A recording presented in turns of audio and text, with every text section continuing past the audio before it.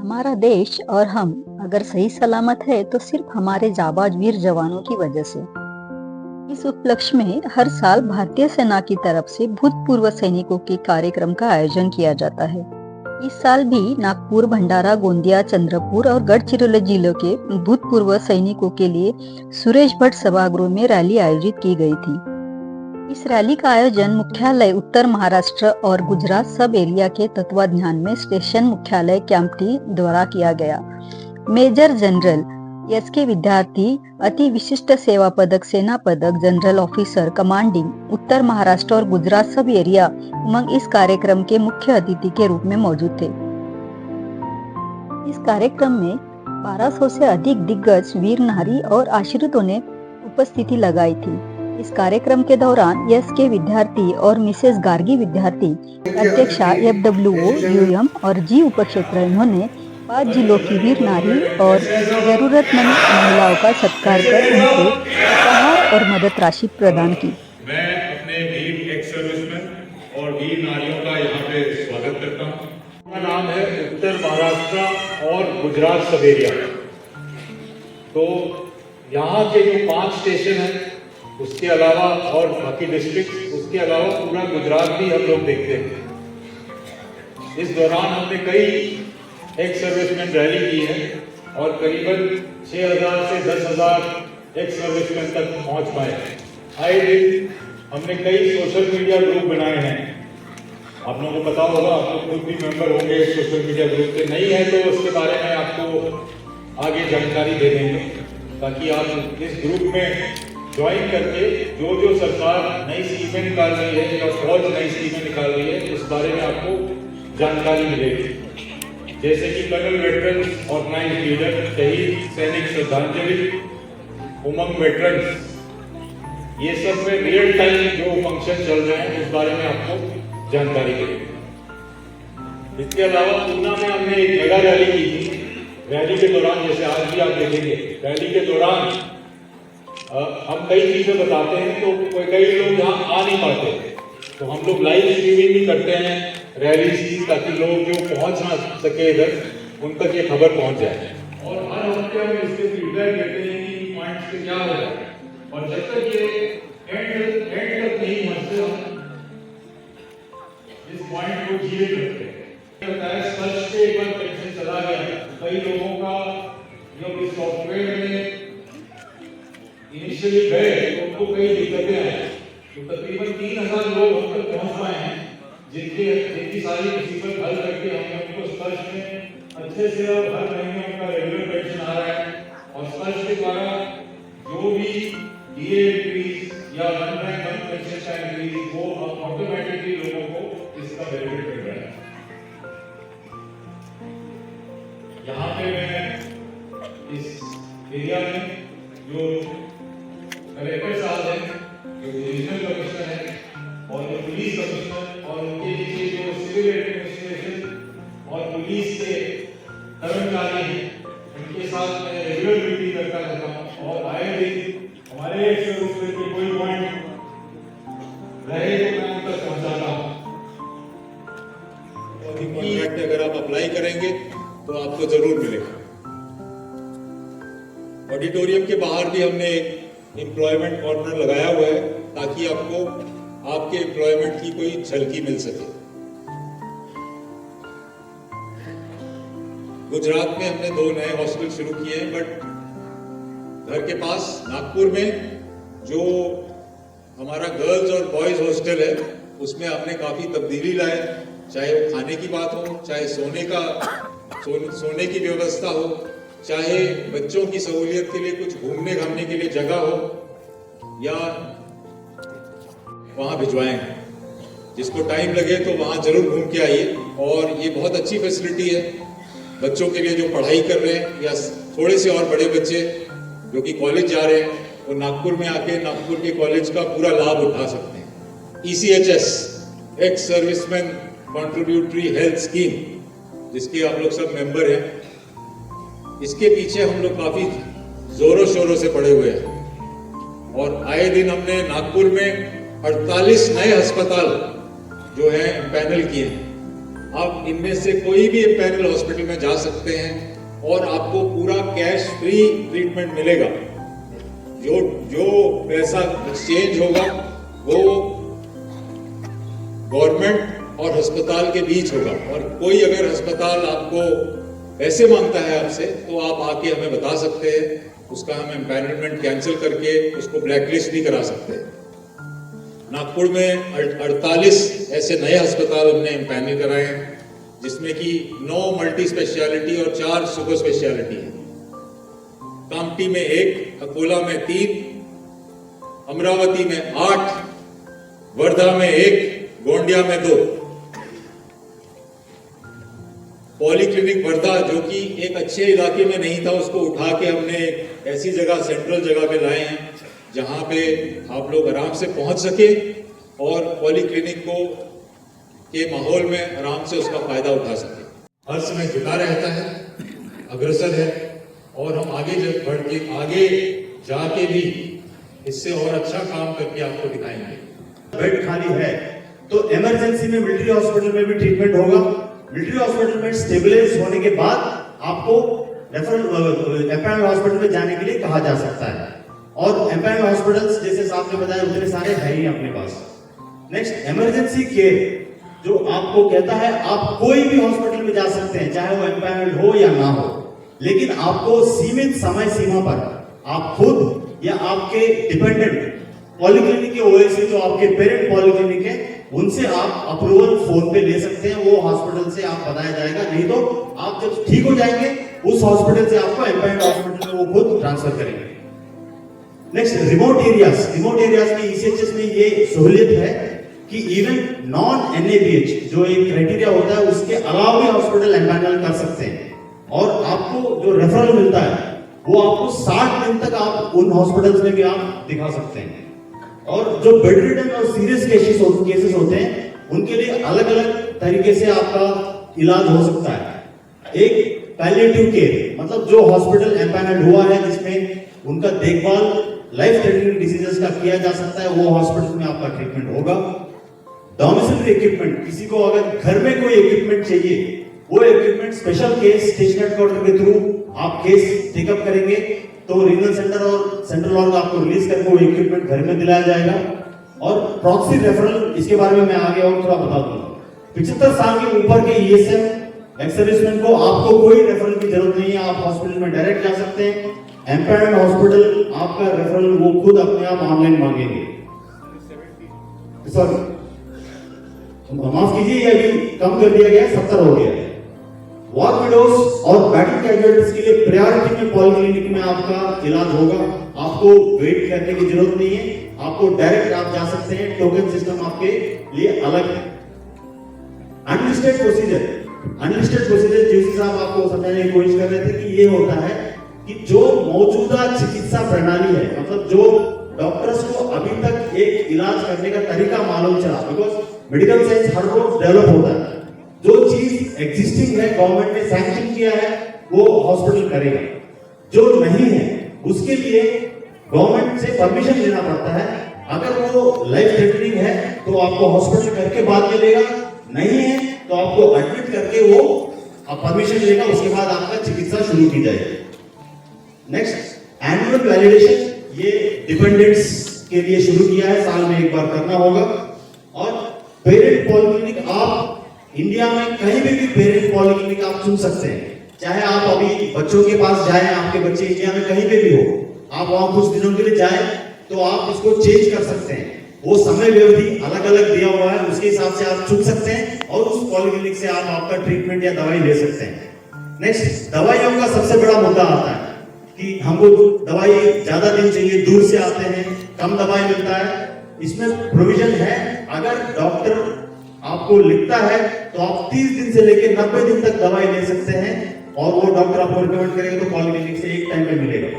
इसके अलावा अगर कोई विदेश यात्रा में जा रहा है, देश से बाहर जा रहा है, तो उसको 180 दिन तक भी आपको दवाई मिल सकता है। Next please.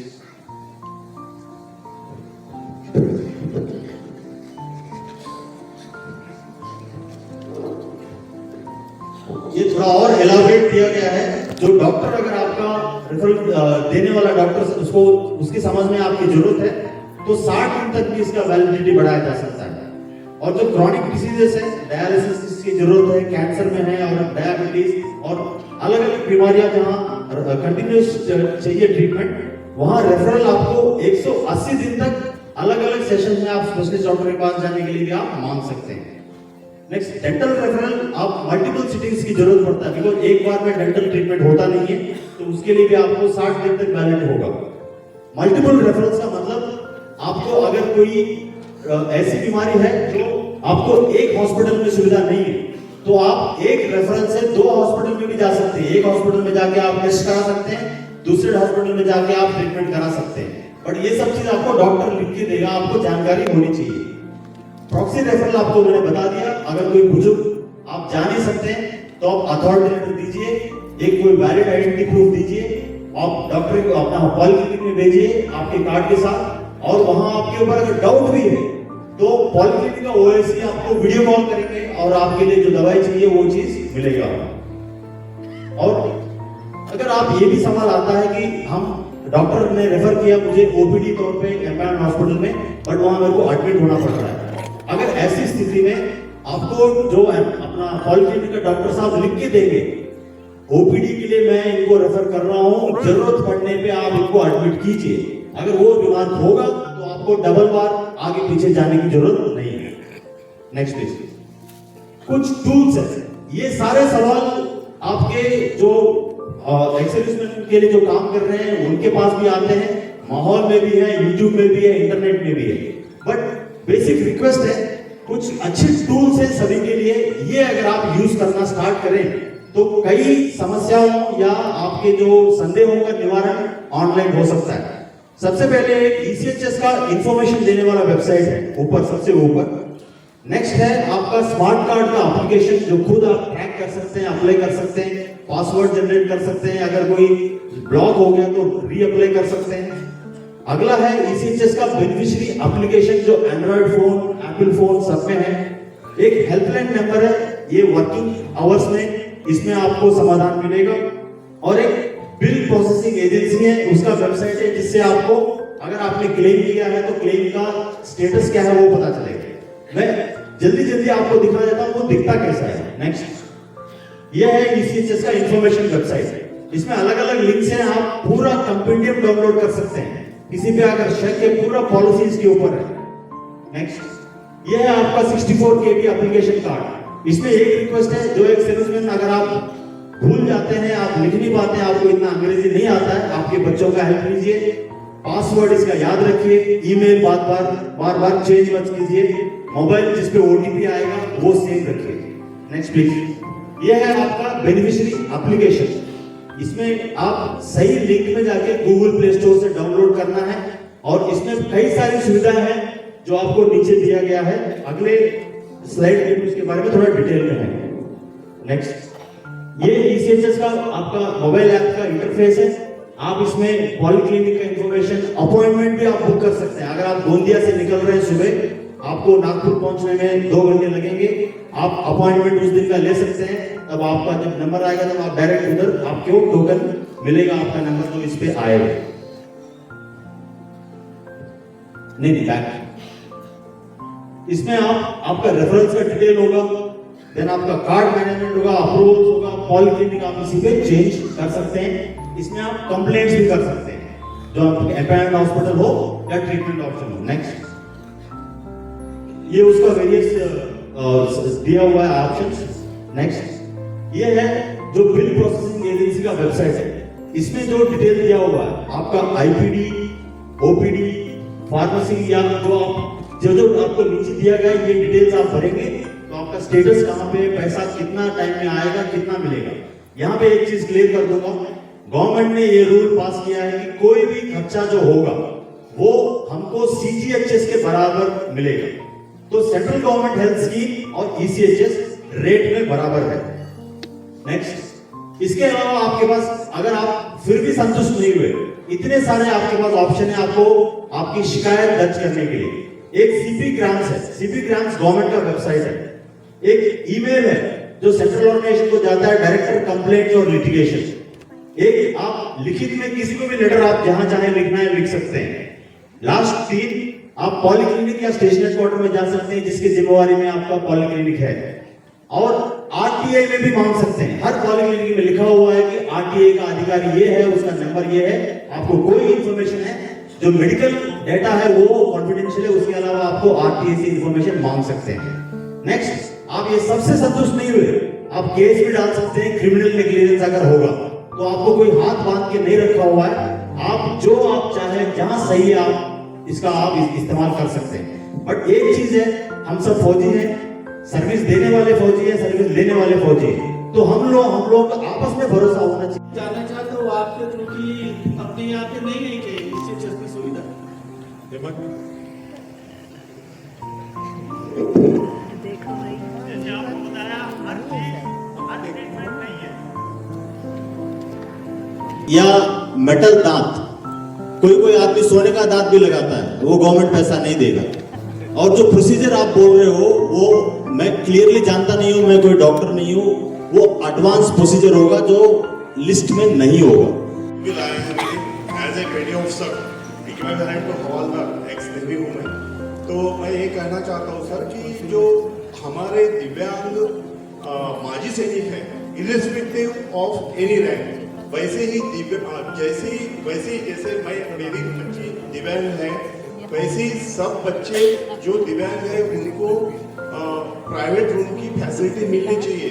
उपस्थित सभी माजी सैनिकों को भी ये मेरी विनती होगी कि हम जैसे इंपेन हॉस्पिटल में जाते हैं या जो भी मतलब रेफर देने के बाद हॉस्पिटल में एडमिट होते हैं आईपीडी ओपीडी, हमें पता होता है सर कि हमें कैशलेस और कैपलेस, जैसे माननीय वेटरन सर ने बोला है, इनकी सेवा में मैं रत हूँ। इस वर्ष में जाने के बाद इतनी डिस्क्रिपेंसीज बढ़ गई हैं, बैंक कोई किसी को अटेंड करने के लिए तैयार नहीं है। बैंक बोल देता है हमारे पास आपके कोई डेटा नहीं है। बहुत सारे लोगों के जो कम्युनिकेशन थे वो अभी तक भी बंद नहीं हुए सर। मेरा नाम ग्रुप कैप्टन रत्नाकर सिंह है। आज यहाँ नागपुर में भूतपूर्व सैनिकों के लिए एक रैली का आयोजन किया गया था, जिसमें नागपुर के 4-5 शहरों के भरतपुर, भंडारा, गढ़चिरौली, नागपुर, चंद्रपुर के भूतपूर्व सैनिक तीनों सेनाओं के थे। यहाँ पे भूतपूर्व सैनिकों से जुड़े हुए जितने भी इश्यूज़ हैं, जैसे कि पेंशन, उनकी मेडिकल, उनके डिपेंडेंट्स की प्रॉब्लम, उनकी फैमिली प्रॉब्लम्स और ये सारी जो इश्यूज़ जो रेगुलर हम लोग चिट्ठी के माध्यम से क्या करते हैं, उसका आज डायरेक्ट यहाँ पे रैली सारे सैनिकों ने मेजर एसके विद्यार्थी जीओसी उमंग सब एरिया के जीओसी हैं, उनसे भूतपूर्व सैनिकों की बातें रखी। उन्होंने कई समस्याओं का समाधान भी बताया, जैसे कुछ लोगों की पेंशन नहीं मिल रही थी, कुछ सैनिकों की जिनकी मृत्यु हो गई थी, पेंशनर्स की, उनके बच्चों को पेंशन नहीं मिल रही थी, उनकी ECHS की दवाइयों की क्वालिटी, कितनी दवाइयाँ ले जा सकते हैं, और ऐसे ही बहुत सारे जुड़े हुए विषयों पर सैनिकों ने उनके सामने सीधे सीधे अपनी बात कही। कुछ ECHS सेंटर खोल दिए जाए और कुछ नए CSD फैसिलिटीज़ प्रोवाइड की जाए। ये सारी बातों पे डिटेल में बात हुई है और GOC जनरल विद्यार्थी ने सबकी परेशानियों को सुना है और सबको नोट किया है। यहाँ पे सभी जो अंग हैं भूतपूर्व सैनिकों से जुड़े हुए, जैसे कि रिक्रूटिंग ऑफिस, ECHS, पेंशन, स्पर्श, ये सारे के स्टॉल से सभी लोगों ने वहाँ पे अपनी अपनी जो समस्याएं थी लिखी हैं और कोशिश की गई है कि यहाँ पे उनकी जितनी प्रॉब्लम सॉल्व की जाती है सारी की जाए, और जो कुछ रह गई हैं उसको फिर हम लोग वेरियस एजेंसीज़ में, जैसे आर्मी हेडक्वार्टर के लेवल पर या रक्षा मंत्रालय के लेवल पर जो भी है उसको टेकअप किया जाएगा और उनको समाधान करने की कोशिश की जाएगी। 3000 फैमिलीज़, वेटरन्स और उनके बच्चे शामिल हुए हैं। और आज जनरल विद्यार्थी के अलावा मंच पर यहाँ पे GRC के कमांडेंट, ECHS के डायरेक्टर, ARO रिक्रूटिंग ऑफिस के ऑफिसर, कामटी के station commander, military hospital Kamptee के CO और सभी जो भी एजेंसीज हमारे वेटरन्स को देख रही हैं, उन दोनों सभी के कंसर्न अधिकारी थे और उनकी सारी समस्याओं को हमने लिखा है और उम्मीद करेंगे कि उनसे जल्दी से जल्दी समाधान किया जाए और उनको जितनी हम लोग सहूलियत दे सकते हैं, जितनी भी फैसिलिटीज़ प्रोवाइड कर सकते हैं, जितनी भी भारत सरकार द्वारा जितनी भी सर्विसेज हैं, सेना के द्वारा जितने उनको बेनिफिट्स मिल रहे हैं, सब उनको बताया जाए।